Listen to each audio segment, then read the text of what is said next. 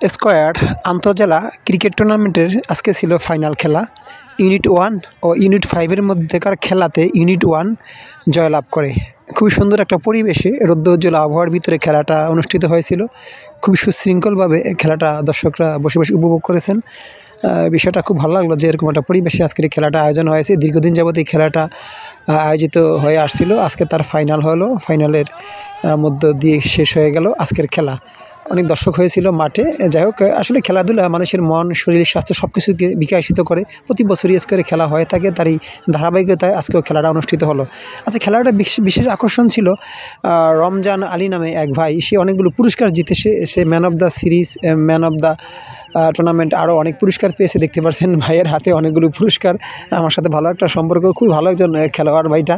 খুবই ভালো ক্রিকেট খেলেন, সর্বদিক থেকে খেলাধুলায় খুবই এগিয়ে ভাইটা। তাই ভাইয়ের জন্য অনেক অনেক শুভকামনা রইল। রমজান ভাই, আপনার যে man of the match, man of the series, best player সর্বদিকে মাশাআল্লাহ মাশাআল্লাহ ভাই, ধন্যবাদ। অনেক অনেক শুভকামনা রইল।